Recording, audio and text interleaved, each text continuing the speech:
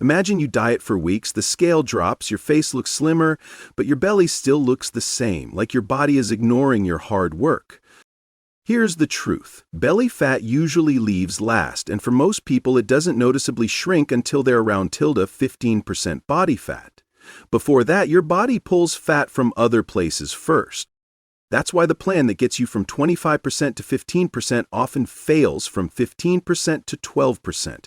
Your metabolism slows, hunger rises, and you can be off by 400 plus calories a day without realizing it.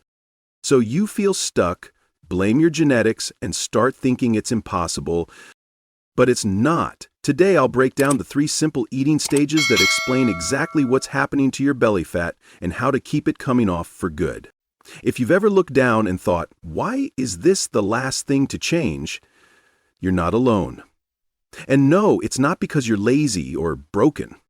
Part of what sits around your midsection can be visceral fat, the deeper fat that behaves differently than the fat under your skin.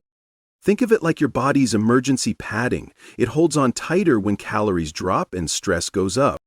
So you notice it as cravings that feel louder, energy that dips faster, and progress that suddenly slows. But when you match your eating to the stage you're in, the first few days often feel different. Less bloated, steadier hunger, better training. And that's exactly what we're breaking down next in the 3 stages. Stage 1, day 1 through about week 6, you're not burning belly fat on command. You're setting up the conditions so fat loss can happen without you hating your life. Think of your body like a cautious accountant. When money gets tight, it doesn't immediately drain the emergency fund, your belly.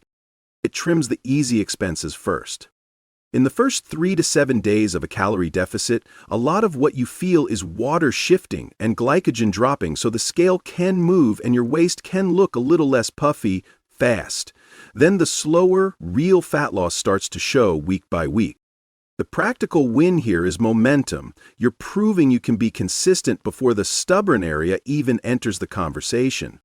Here's why stage 1 feels surprisingly doable when you do it right. Food quality makes your deficit feel bigger or smaller without you noticing. Ultra-processed food is basically calorie camouflage.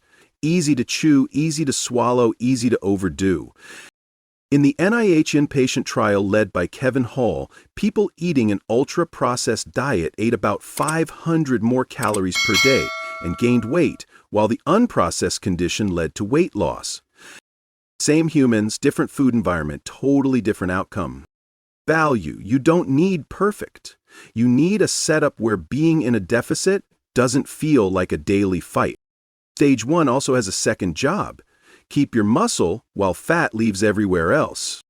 Muscle is expensive tissue, and your accountant loves cutting expensive things in a deficit, unless you give it a reason not to. Protein is that reason, especially if you lift. In a randomized trial with a large energy deficit plus intense training, the higher protein group lost more fat and gained more lean mass than the lower protein group. Real-world translation: build meals around a lean protein anchor, add high-volume foods, fruit/veg, potatoes, oats, soups, and the rest gets easier. Value: you get leaner without the "I'm getting smaller and weaker" panic. Stage 2, roughly week 6 to week 12, this is where your body gets cute and starts adjusting the spreadsheet. You're lighter now, so you naturally burn fewer calories, doing the same day-to-day life. On top of that, your body can reduce energy expenditure more than predicted after weight loss, adaptive thermogenesis, so the deficit that worked in stage 1 can quietly fade. It shows up as sneaky stuff. You sit more, fidget less, walk less, and somehow your day ends with fewer steps, even though you swear you were busy. Value: the rules changed, so you changed the plan instead of blaming your genetics. This is also the stage where tracking stops being a personality trait and becomes a reality check. Even in controlled research, comparing reported intake to objective measures, people can underreport by hundreds of calories. One controlled study found non-professionals underreported by about 429 calories per day. That's basically an invisible bagel every day. No wonder you feel stuck. Mechanism-wise, you keep protein high, then you tighten the calorie math and get smarter with fats and carbs. Fats are calorie-dense, so a couple healthy drizzles of oil, a casual handful of nuts, and a latte that doesn't count can wipe out your deficit without making you feel fuller. Lower fat toward the lower end of a healthy range, and you buy back room for carbs that help training performance and mood, so you're not white-knuckling through the day. Value. Precision replaces guesswork, and progress returns. Stage 3. After week 12 for many people, welcome to the part where your belly fat acts like it's signed a lease. This isn't you failing. Biologically, abdominal fat can be more resistant to mobilize because fat cells in different regions don't respond the same way to anti-lipolytic signals, like insulin, and to adrenaline signaling involved in lipolysis. Translation, your body treats that area like the emergency fund with a tighter lock, and the margin for error gets smaller. You can be good all week, then one weekend of surprise calories makes it feel like nothing happened. The value. You stop taking it personally and start playing the game that's actually being played. This is also where willpower stops being the hero and systems win. After weight loss, appetite hormones shift in a direction that encourages regain, and those changes can persist over time. That's why stage 3 feels like you're negotiating with a toddler who found the cookie drawer. So you don't fight appetite with vibes, you fight it with volume and planning. Most meals become big bowl meals, lean protein plus massive produce plus a smart carb, and you plan eating out like an adult. You can still have social meals and alcohol, but you stop letting them be surprise math problems. Decide your treat budget before you're starving. Choose protein first, add plants, then enjoy what you actually care about instead of grazing on everything because you showed up hungry. Short-term benefit, the mirror finally catches up. Tighter waist, better definition, less bloating, more control. Long-term benefit, you build a sustainable skill set that keeps belly fat from coming back the second life gets busy.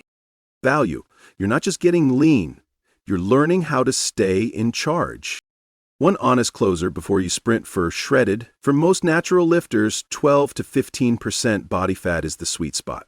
Lean, healthy, and livable. So stage 3 is optional, not mandatory.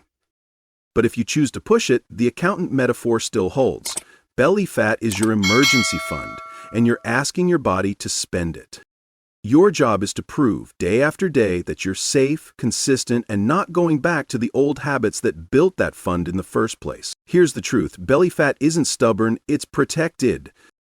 Eat the right way for your stage, and your body finally stops clinging to it. Stage 1 creates the deficit, Stage 2 fixes the slowdown, and Stage 3 wins the last inches. Start today with one move. Hit your protein and track your intake for 7 days. You'll notice quick wins, less bloating, steadier energy, fewer cravings.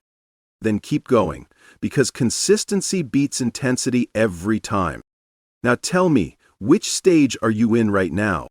Comment your goal and what you struggle with most. If this video helped, tap like, subscribe, and share it with someone who needs it.